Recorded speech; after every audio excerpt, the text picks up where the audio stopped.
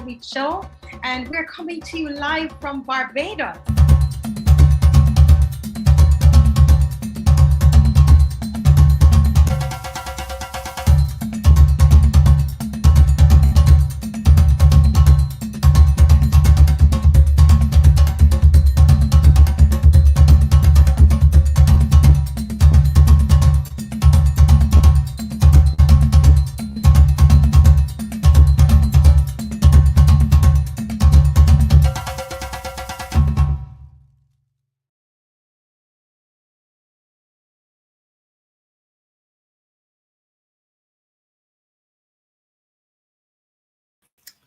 Hey, good afternoon, everyone. How are we doing on this Wednesday afternoon?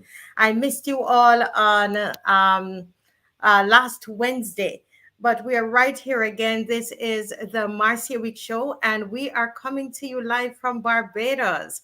And you know what? I'm hearing from Caribbean actually that we are being seen in so many Caribbean islands and at several times per day, and I'm here trying to find this schedule, which I had planned to look for it before we started. But let me just read to you some of the countries, some of the times. Sundays at 5:30, Mondays at 9:30 a.m., Tuesdays at 8 p.m. and 4 a.m., Wednesdays 9 a.m. and 1 p.m. or regular 1 p.m., Thursdays at 8 a.m. and 3 p.m. So these are all the times, right?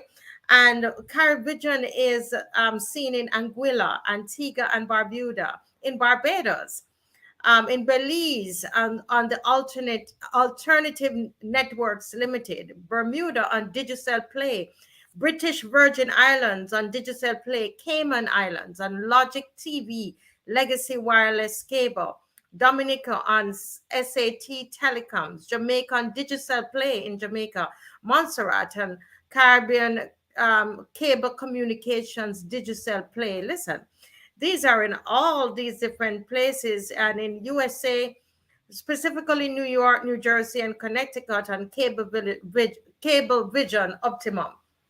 Yes. So the Marcia Week Show, we are being seen in all of these locations and places, and we are extremely excited. I'm happy to be with you again. As I said, I missed you last week, and today we want to jump in. Did you all know, guys, that Prince Charles is going to be crowned on May 6th, which is Saturday? The big question is, what does that have to do with us here in the Caribbean? Would love to hear your thoughts on that. The Prince Charles is going to be crowned as King Charles, and this is happening on the 6th of May, which is a Saturday. And so the question is, what does that really have to do with us here in the Caribbean?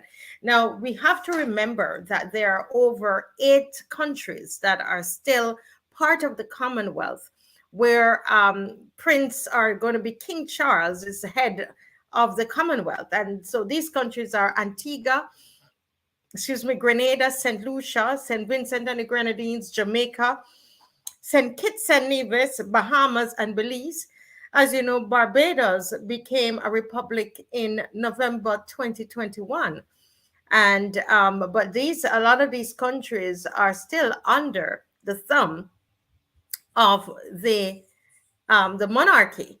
And so the question is, do they really care? Do people really care that he is going to be crowned King Charles May 6th? What are your thoughts about that? What do does it matter to you that he's going to be crowned? Let me hear your comments, guys. Those of you listening at home, do you really care? Do you think that all of these 8 other countries, Caribbean countries, that they should seek to be removed from the Commonwealth?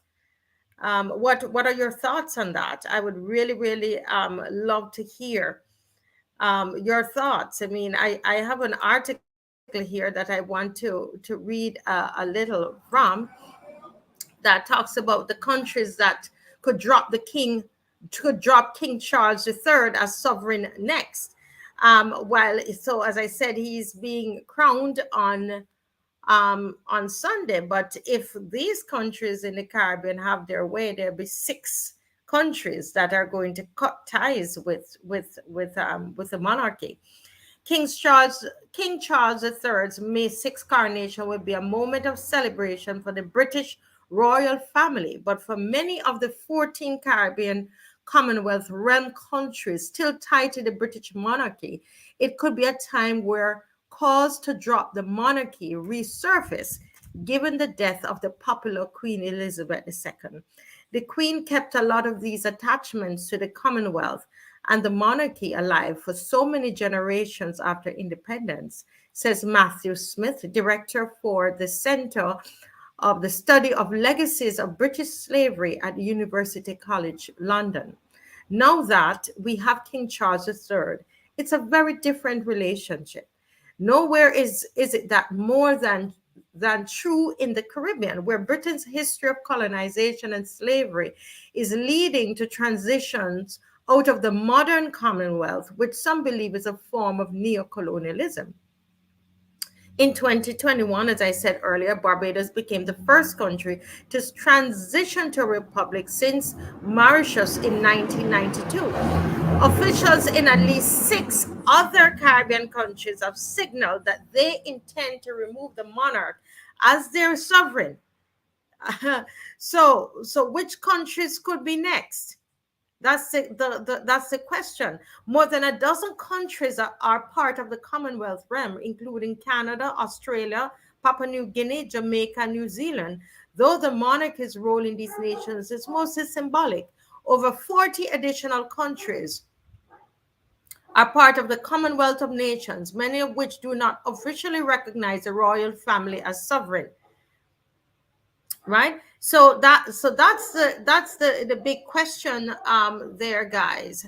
Um, as you know, Jamaica says, according to Jamaica, they're going to be dropping the monarchy soon. So Prince Charles being crowned on Saturday, it seems to have no effect on us here in the Caribbean. Who is he going to be king over? Every king needs subjects. Who are going to be the subjects? If the Commonwealth is falling apart, what is going to happen? Every king needs subjects. Is it that people are tired of, the neo-colonialism? There's a great anti-monarchy sentiment running throughout the Caribbean. Will they be able to hold this thing together? What are your thoughts about that? Are they going to be able to hold it together, or are we going to see a real, in our lifetime, a disintegration of this Commonwealth? Who will he be ruler over? Who will be the subjects? It's not, and there's a lot of surrounding this King Charles. I even hate to call them those kinds of titles, because I don't believe in those kinds of titles. But I believe there won't be any much changes in the Caribbean because of this coronation. Yeah. So, but it's happening now.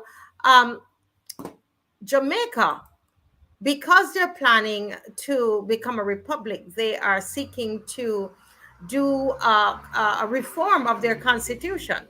And those in Barbados, I know you are all too familiar with that that phrase and that idea of constitutional reform.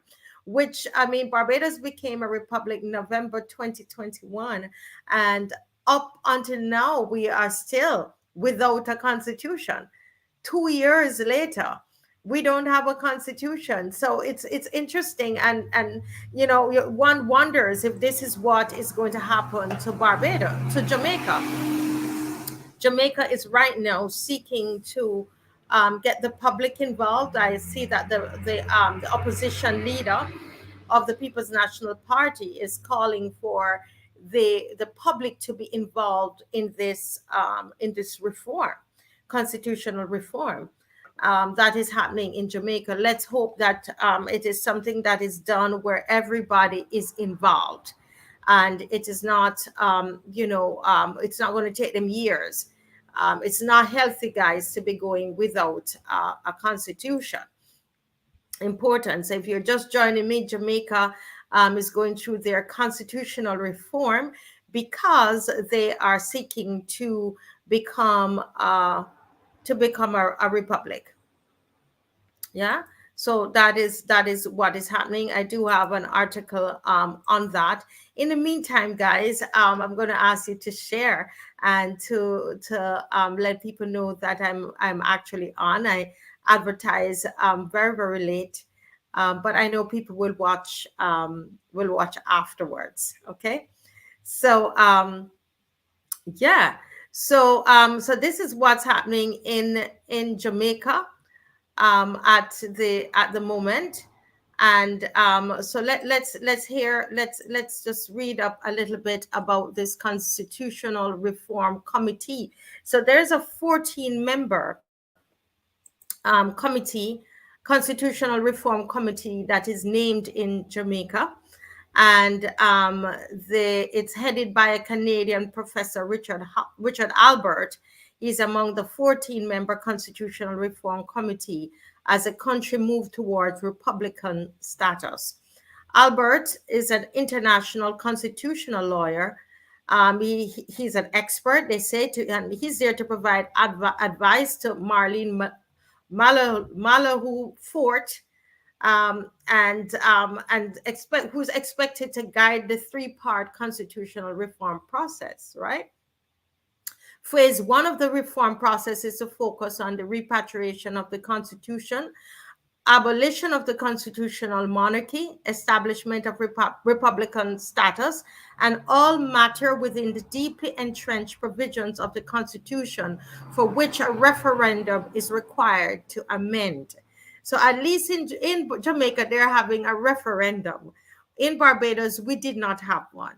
We did not have one. We were just told that there is going to be a republic, and the people were just told. I don't think that majority of the people would be against it, but it would have been nice if there would have been a referendum. Phase two is to look at the wording and provisions of the Charter of Fundamental Rights and Freedoms set out in Chapter 3 and the ordinary entrenched provisions of the Constitution for which amendments are desired and required. So phase two has to do with the Charter of Fundamental Rights and Freedoms, which is a big issue here in Barbados. So Jamaicans, you have to watch that section, because that's the section where you have people seem to want to bring everything that they're doing in America in our Caribbean inside our Caribbean culture. And so that's where there's a lot of social reform that happens in their lifestyle, if you understand what I'm talking about. That's where you get, the pushing of this gender neutrality inside of this part of the Constitution. Is what happens there. And so you have to watch that in terms of this whole gender reform that is seeking to take over the world. And it's interesting that Jamaica is now having their constitution reformed, and they are going to look at some of the wording and the provisions in the Charter of Fundamental Rights and Freedoms. Jamaica, you need to look at that, because that is what we are dealing with right here in Barbados as we speak. That is a major issue, this constitutional reform and the section about the rights and freedoms. So Jamaicans, watch it. Be on the lookout for that. That's when they introduced all kinds of rights, and the LGBTQ community use this as an opportunity to promote their rights, and and seek to want to basically push their agenda on us here in the Caribbean. And I think that it is important. Am I against the LGBTQ community? No, I'm not against people. I'm talking about, us being hijacked, the Caribbean being hijacked, and they're beginning to pushing the whole gender neutrality and or lack of gender, and all of these different terminologies, that they push, which is, I think Jamaica needs to watch that, right? But let's hope that Jamaica gets a constitution, quickly, and they don't have to wait as long as we have to wait here in Barbados. Yeah, important. So that's it for Jamaica. Jamaica is really pushing ahead with the becoming a republic, and the Prince Charles is going to be crowned um, on May 6th, which nobody, I think people in the Caribbean, I don't seem to care. No, I, for one, would not be watching. No interest to me. Watching it, I'm going to see all the jewels of the region that have been robbed from us, and all the things that they have, through slavery, that they have amassed for themselves. So that's nothing for me to watch, really. I would never waste my time to watch that. Now, let's step over to St. Vincent and the Grenadines. Now, Prime Minister Gonsalves of St. Vincent and the Grenadines is actually calling for the death penalty. Mm. Gonzalez is calling for the death penalty, and this is at the crime symposium that was held here in the region, where all the prime ministers, you know, um, made presentations, and they're looking at, how to solve the issue of crime in the Caribbean. If you're in the Caribbean, if you live in the Caribbean, you know that this is a major issue for us all. I remember when I moved to Barbados from Jamaica, it felt like a haven, and your door is open and all of that. No, no, no, no, no. All of that is changed in this country, and a lot has to do with what is happening in the economies of our region. A lot of, especially since COVID, there's a lot has happened to us as a people, and so people are suffering. People, it's very, very difficult to buy food. You all don't want to know the prices of food here in Barbados, and I'm sure where you are living too. The prices are very, very high. And once you start to have those kinds of things happening, then be prepared that you're going to have, a lot of crime. And so that is what we're seeing happening throughout the region. You hear about it in Trinidad. You hear, of course, about it in Jamaica for sure, and in St. Lucia, in St. Vincent and the Grenadines, crime, has arisen. And so it's no wonder that CARICOM came together to look at this, which is a noble cause. I think that we need to commend them for what they've done. So I want to just read a piece, this report from the Daily Express, Trinidad Express newspaper. As you know, here on the Marcia Week Show, we are going to broadcast what's happening in the region and the diaspora. Okay, so this article, it's a letter to the editor of the Daily Express, Trinidad Express newspaper. Says Gonsalves hit the nail on the head. Rob Gonsalves was a much needed diamond in the rough at the recent CARICOM Crime Symposium. Quite frankly, I'm glad that the extended media coverage had been awarded to his contribution and not to Prime Minister of Barbados, Mia Mottley, who had nothing to offer but her usual vapid rhetoric. For those who could not be bothered to tune in, and I certainly can't fault anyone for not wanting to waste their time on empty promises, here's a summary of Motley's contribution on the first day. We learned that back in 2018, the prime ministers of Barbados and Trinidad and Tobago met to discuss a crime fighting plan. One of the strategies put forward was having customs and police officers throughout the region become familiar with each other. A team building exercise was the supposed solution to crime. Thankfully, they never followed through. Oh my God. Motley de facto admitted that she has zero confidence in her own idea and knows that it's impractical, when she then went on to suggest a rotation of judges throughout the Caribbean so as to avoid corruption in the court of law due to familiarity. Isn't it ironic that among customs officers would the custom familiarity among custom officers would bring fruitful results? It's hard to take Motley seriously unless you're living in Barbados or liberal La La Land. Oh wow, this man is no fond of Mia Motley. I think he knows exactly who she is. But the Prime Minister of St. Vincent and the Grenadines had some very noteworthy things to say. And if there's anyone we should be listening to, at least on the issue of crime, is Ralph Gonsalves.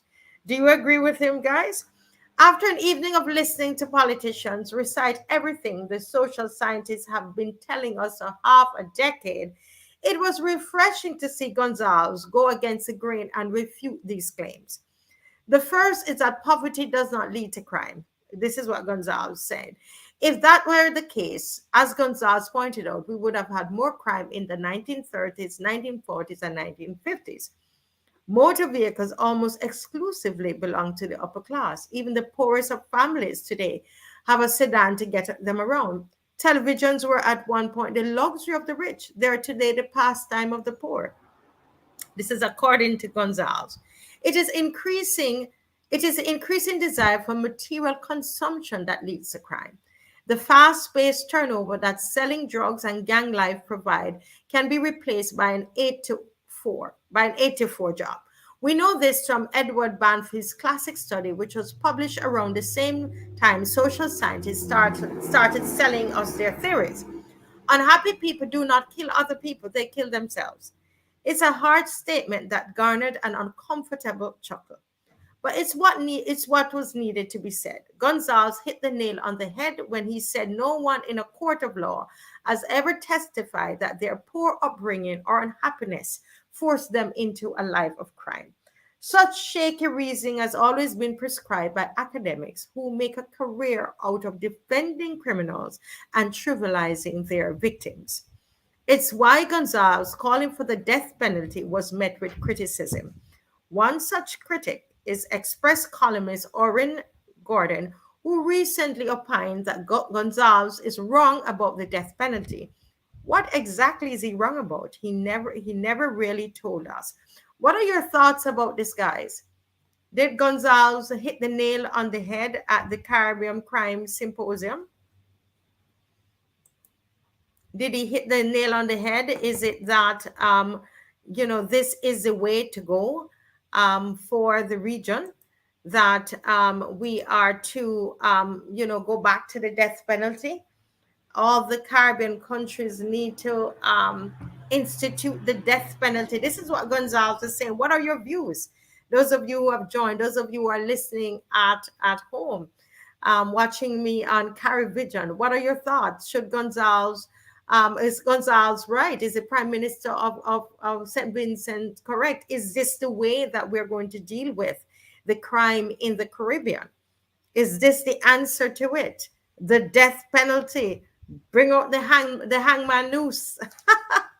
What are your thoughts? I'm not a big fan of Gonzalez, but I wonder if he has a point there. I don't know. That will it solve any of the issues that we are having? That's the question. That's the question. Yeah. Mhm. The hangman's return, is that what's going to do it, guys? What are your thoughts on that? Yeah. Now, let's turn our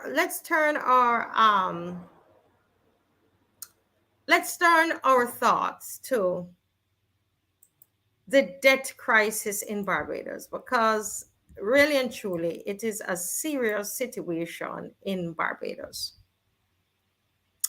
And I want to start with an article here in Barbados today.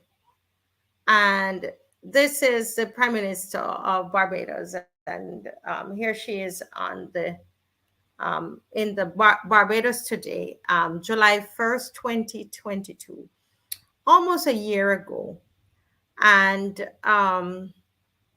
where she is saying she is disappointed with her debt critics.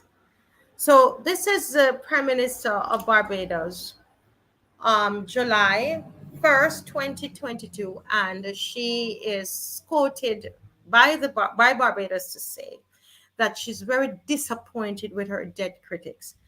Today is May the 3rd, and it would seem like almost a year later that one of those critics is actually the PM herself, and that the PM herself is disappointed in herself because she has now become a critic of herself.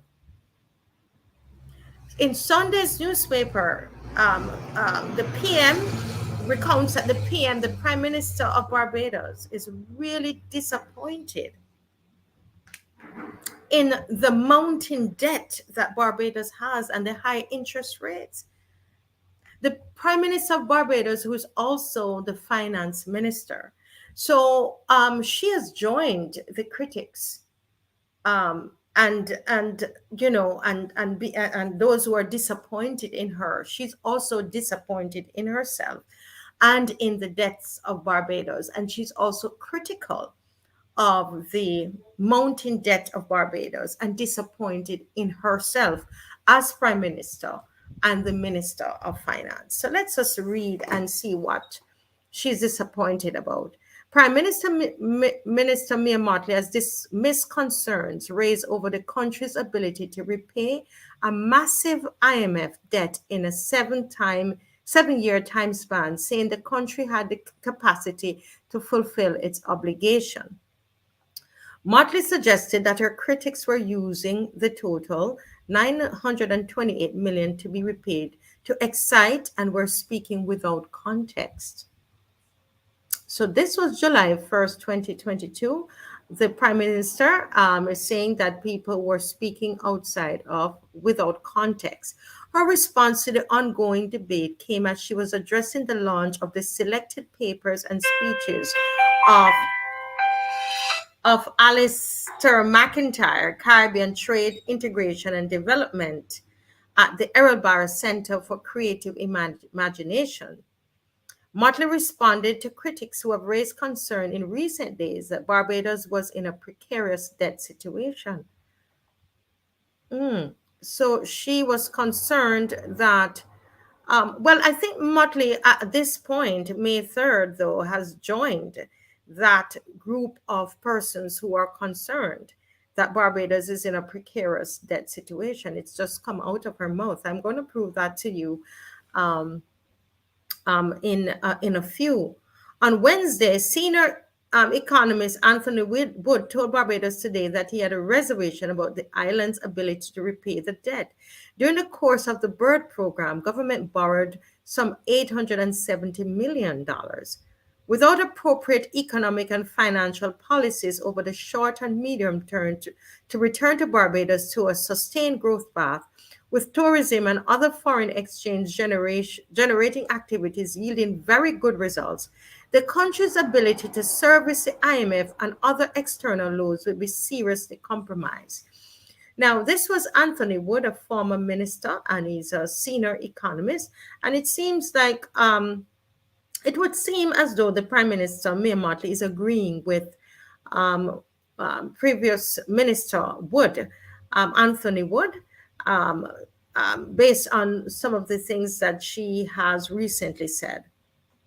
However, without naming anyone, Motley expressed disappointment that some people were speaking without context. The question is, Mia Motley, are you now speaking without context? I don't think so, because as the current Minister of Finance and the Prime Minister, I believe you're speaking in context, and we really need to take you seriously since you are now have now joined the group of persons who are disappointed about the extent of Barbados's debt and very critical. You seem to be very critical of yourself and of the debt that Barbados has incurred over the past couple of years. So we know when you speak, you're speaking in context, right? With context.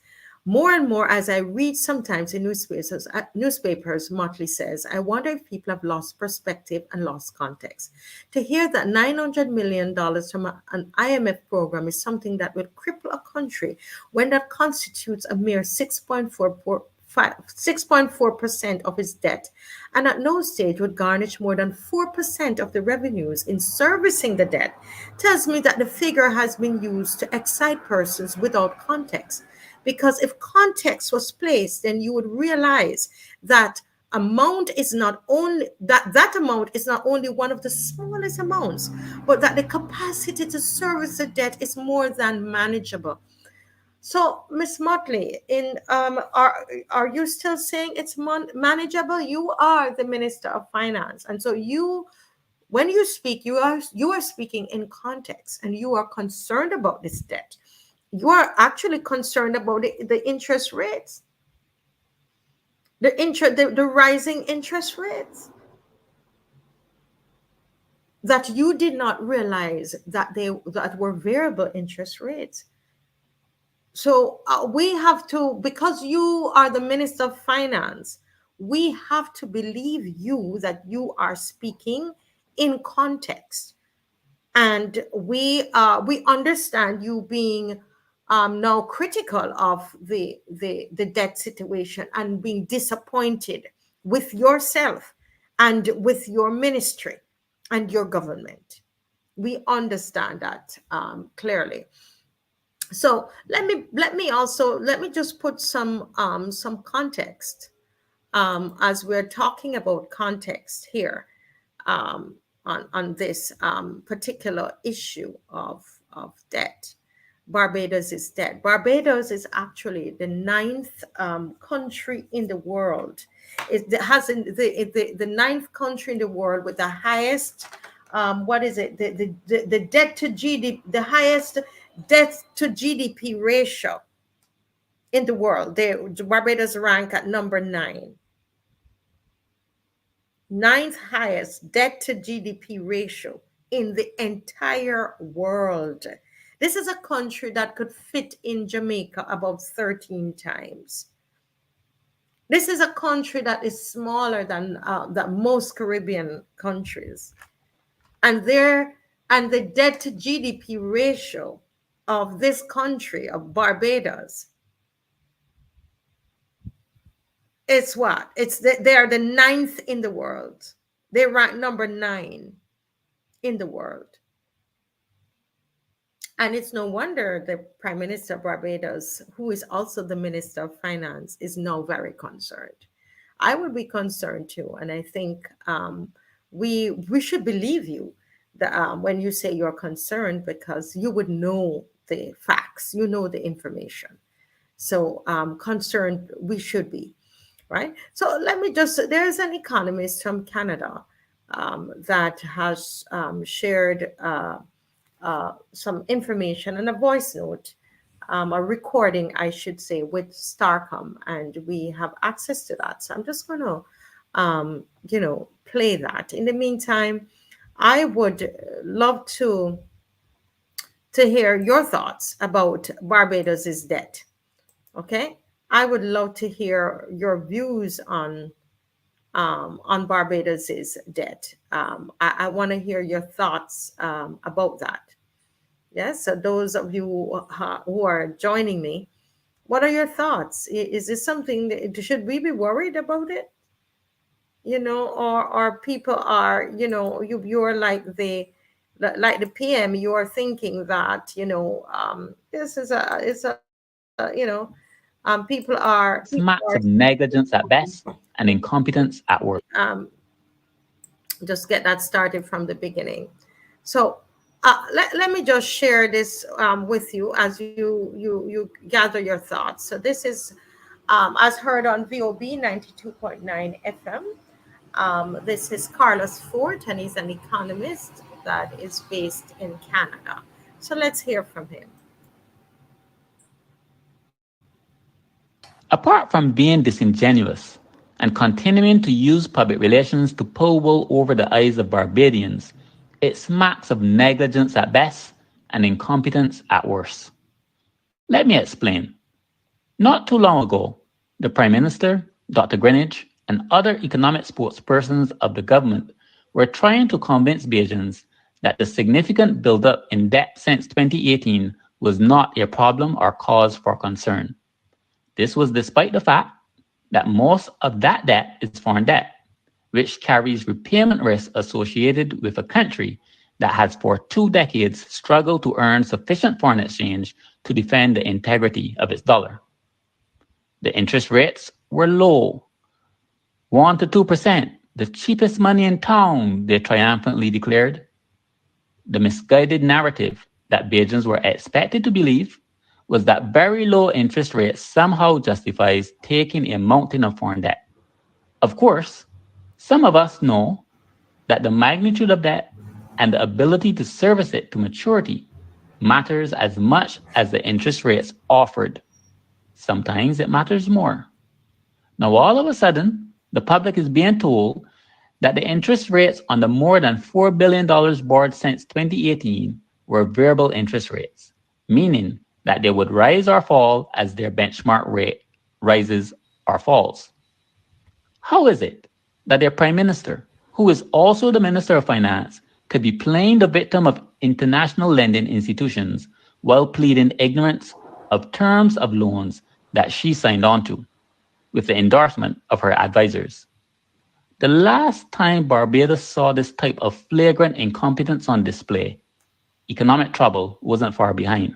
According to the Prime Minister and the central bank governor, the interest on those loans have risen to between 4 to 7%, and interest on debt has risen to $449 million in the just ended financial year 2022 to 2023, from $399 million in the previous financial year. The higher prices since 2020 have certainly benefited government revenues and the debt to GDP ratio far more than previously thought. At her fireside chat discussion hosted by the Rockefeller Foundation in the United States, the Prime Minister continued her beg and bowl victim diplomacy, declaring that she doesn't believe that the international lenders have increased the interest rates as an act of wickedness, but rather they have unconsciously increased Barbados's interest rates sharply. Was the Prime Minister asleep when she signed on to the terms of the loans that included variable interest rates?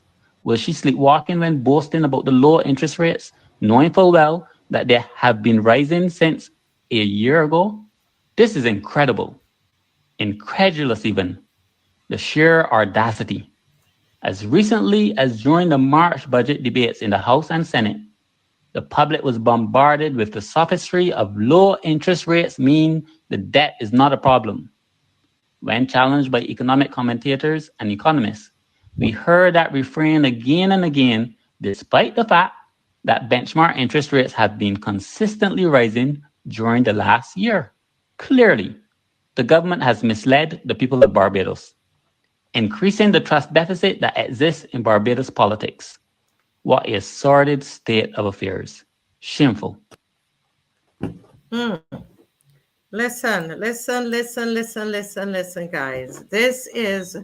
This is oh my goodness. You know what I'm happy about? It's that you have people like Carlos Fort, who or they're knowledgeable and they're willing to speak out. And I know him living in Canada is helpful. A lot of you have a lot of people here in Barbados who could speak out and could seek to protect this country and to speak out with, against a lot of what's happening, but are afraid to speak out. And we're happy when we have persons like himself who are qualified in their field and who would make push their necks out to make these kind of comments. And it's kind of easier for them because they live overseas. Those of you who are watching from other places, you might never understand that, because people here somehow feel that they're going to be victimized, etc. And I sure do know what that feels like because I'm one of those who will speak out. And so you find yourself shut out of things, etc. But I'm glad that you have someone like Carlos Fort, who is speaking out and who is letting us know what is happening. And because when the average person raises these concerns, people laugh at you, and they there's a whole squad, and the social media army, they come for you. But I would love for them to answer this economist, and or they're not going to be able to answer the economist as they could not answer the Niall Harper. I would love to see if they can answer him. I would love for them to give us an answer, give us a press conference on this, because those of us who live in Barbados, we are extremely concerned, because the prime minister herself said she's concerned. So let me just read you some of the some of the comments that I saw on Facebook. One Facebook user says, if this doesn't get us from our dotish, if this doesn't get us from our dotish stupor and break our silence, nothing will. If this doesn't get us from our dotish stupor and break our silence, nothing will, this user says. Debt concern, interest rates on international loans up by as much as 400%. I was looking at my interest rate, the cost alone, and last year from my loan for COVID, which I had to beg the World Bank for and get it at an exceptionally access, because I'm a middle country whose income is too high, but China is a low income country. My interest rate on that loan has gone from 1.90% to 5.48% this year. Now that is a 400% increase in 1 year, said our Prime Minister of Barbados, the current Minister of Finance, who is obviously very concerned and troubled about the debt situation in Barbados. Yes, and this is what she said at the fireside chat in the US, right? Somebody else someone wrote, if there are your interest costs and your loans, then we should expect you to use your family purse to pay them back. This is what someone wrote. Another person, don't brag so fast. Money borrowed is money owed. It isn't yours. No, you're crying about increased interest rates after dismissing concerns about uncontrolled borrowing. Look what you have done to our nation. Stop behaving as if you own this country and everything in it. And so people are extremely concerned about this debt. The prime minister is concerned about it. The minister of finance, who is the prime minister, is concerned about it. So we need to be concerned, because they will be privy to all the information. So we were told that these were low interest rates, loans at low interest rates, but they're variable interests rates, and so it's going to fluctuate. Minister of Finance, you had no idea? You're a minister of finance, accounting 101, POB, principles of business, management of business, all of those little CXC courses would tell you that is going to fluctuate. What about the advisors that you had and nobody there to to steer you in the right direction? What is happening? So now the question is, this all of this money that you said was nothing. The 400 and something how much is it, million US dollars that have to be paid back, and now or the $4 billion, and now the $440 million in interest, just alone in interest. Is this right? Do we hear this? Do Bajans, do you realize that you are, in terms of your debt to GDP ratio, you are number 9 in the world? not in the Caribbean, in the entire world. Does that concern you? Is the thing. Does it concern you? Should it concern you? Yeah. Those who are watching, what are your thoughts about this? Is this something that bothers you? Let me hear your thoughts. Does this bother you? Or is it that you're thinking, well, I'll be soon out of here. I am, I'm retired, and as soon as you be out of here, leave it for the children. Is this something that matters to you? Or, you know what, this is our prime minister, and it doesn't matter, whatever happens, you go along with everything that happens in the country. Well, apparently the leader of the Democratic Labour Party is asking for the is asking for the details of these loans.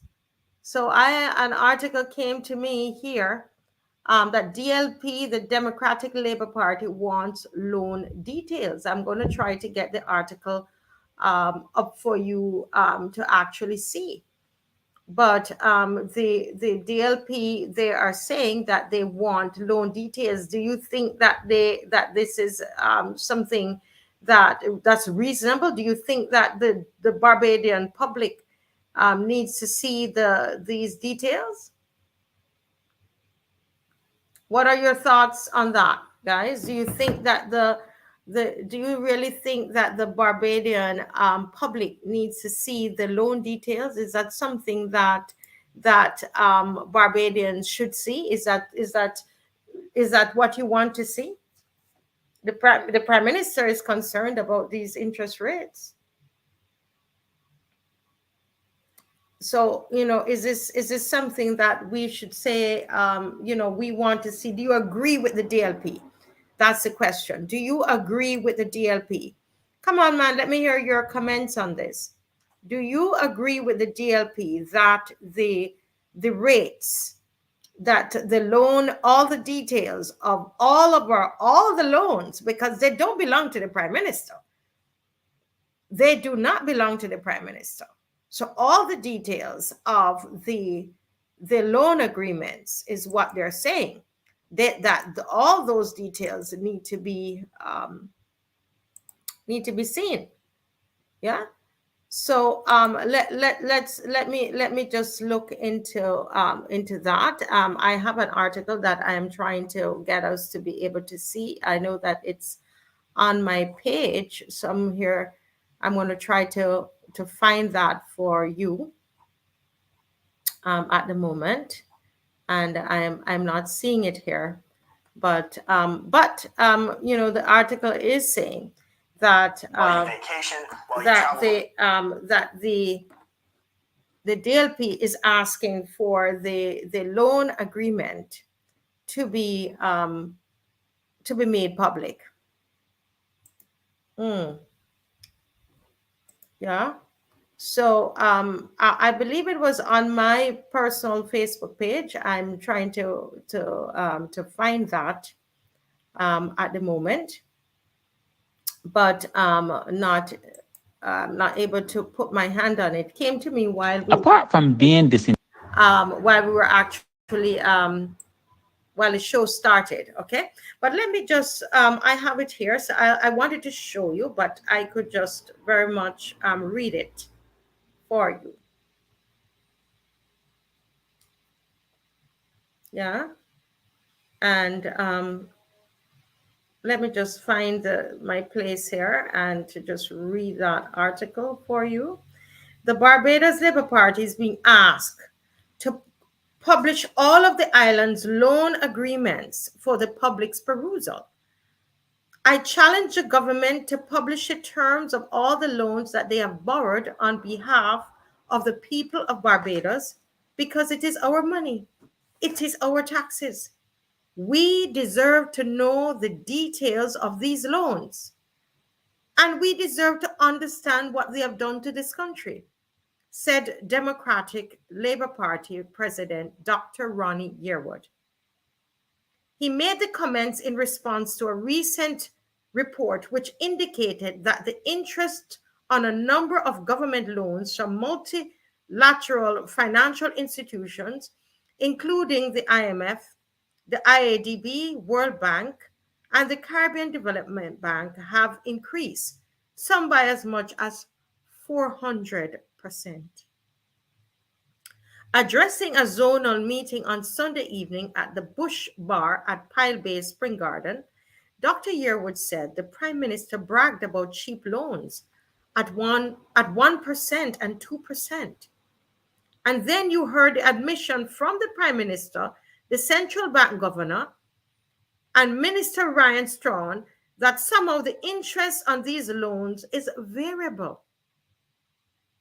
You are telling me that no one sought to check the loan agreement? You're telling me you did not understand the the terms of the loan agreements that you were signing, and that when you signed a loan, you have to see what the interest rates are? You're telling me you're going to sign a loan agreement and then you are going to complain about interest rates after you sign the loan agreement? Noting that the island's level of indebtedness will therefore increase, Yearwood said that the situation is an admission of the government's incompetence. Commenting on the recent quarterly review of the central bank, he acknowledged that there has been improvement in the economy led by growth in tourism. But by government's own admission, this is not enough.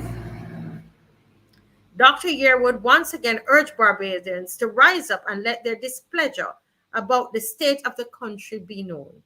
If everything is being taken from you and every bit of your life is being extracted, what do you have left to fear? The roads aren't getting done. Your garbage still isn't getting collected. The 3,000 workers got sent home already. More will go. You got to pay levies at the QAH. And all the talk about no taxes, he says it's rubbish. People in St. Lucie and St. Peter paying double for water because the water from the tap is brown and you can't drink it. So you have to buy water. What can be done to you that is not already being done? The party leader asked. Interesting. Do you agree with him that the public should be given the details of the loans? Should the public be given, allowed to see the details of the loans? Important. This is quite important, and I happen to believe that not that it would make a difference because the loans already, it's already done. It's already done. The agreements are signed. The PM signed the agreement and is now worried about the interest rates and concerned. If you were told that the interest rate is, it fluctuates, it's a variable interest rate, why would you be bemoaning at this point about the interest rates when you knew that before you signed it? I'm sure. I am sure you knew that. Are you trying to trick the people of Barbados? What is it that you're trying to do? Is the question, and the concern is what is happening. What's going to happen to the average Barbadian. Those are some of the concerns that's out there. There's also a voice note that is going about on WhatsApp, and I was actually trying to get it on my to play for you today, but I wasn't able to get my to technically to get it to work, or I would really play that WhatsApp for you. But it's really quite interesting. This is by Fred Corbin. Anybody listening? I've seen the Fred Corbin WhatsApp message. Anybody? Okay. Nobody has seen it or heard it. Yeah. Let me just. This was from April 25th. On April 25th, I'm trying to see, guys, if I can get this shared, but it doesn't seem that I'm able to. It doesn't seem that I'm able to actually get it get it shared. All right, so just a little recap of what we dealt with today. So today we talked about the fact that Jamaica is getting ready to get rid of the monarchy, while on Saturday, all right, this Saturday, um, the King Charles is actually being crowned. And so the question that I asked at the top of the show was, how does this affect us here in the Caribbean? And I know there's a lot of anti-colonial sentiment, so I doubt if it will even do anything, matter to us really. But yeah, this is happening because there are about six other Caribbean islands who are getting ready to drop the king Charles, right? Drop King Charles. So I'm not sure what will be his domain. He's king, but over what? And I'm really hoping that these countries they actually follow through and do something. And there are actually about eight Caribbean countries that are still part of the Commonwealth, and they're under his domain. You have Antigua, there's Grenada, St. Lucia, St. Vincent and the Grenadines, Jamaica, St. Kitts and Nevis, Bahamas, and Belize, right? The question is, how soon are they going to do this? And will he now come with something to entice them to stay? Right? Will he try to entice them to stay? There are 54 Commonwealth countries, and there are several in within Africa that are trying to pull away and to break away from the monarchy. So him becoming king, well, the question is, who are going to be your subjects? The people of the Caribbean, we're tired of you, really. So that's a big question. Who will be your subjects? The whole idea of a monarchy is a bit old, right? It's a bit old.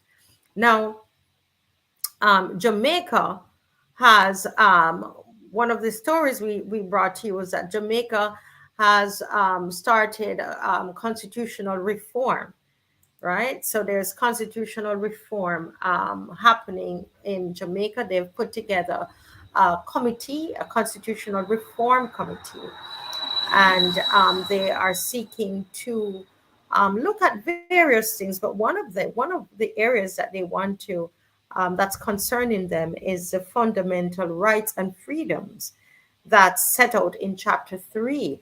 And those in Barbados, you are familiar with this. And so this is one of the areas that they are seeking to reform. And so I say to Jamaicans, be very, very careful of that phase 2 part of it. The chapter 3, the fundamental rights and freedom section. Be very, very careful about that, because that's where you have all of those, the LGBTQ agenda comes into play in that section. And so you have to be very, very conscious of that and be on the lookout, be sensitive towards that, because that's what happened to us here in Barbados. We're still fighting that. So you have to be very, very careful, Jamaica, at this time. The next thing that we talked about was actually Gonsalves, who, according to the Daily Express, someone wrote a letter to the editor, saying that Gonsalves hit the nail on the head, because he is calling for, um, um, the the hangman's return. He wants a death penalty to be you know to be instituted throughout the Caribbean region to stem crime. So that is your Ralph Gonsalves. That's what he is saying. And then we end with Prime Minister Mia Mottley, who in July on July 1st, 2022, said she was disappointed with her debt critics, but it seems like she has joined her critics, and she is disappointed, um, seemingly in herself, and has joined her critics. She's disappointed with the interest rates, the high interest rates that the current debt of Barbados is attracting, and she is, um, I guess, very disappointed in the mounting debt of Barbados. So that has been our show today, guys, and so we are going to we sign off today, but we're going to be back next week Wednesday. Look out for us. We skipped a week, but we're going to be back next week, and going right throughout. All right. So please share the live, and God bless you, and you have a wonderful, wonderful afternoon. God bless. Bye bye.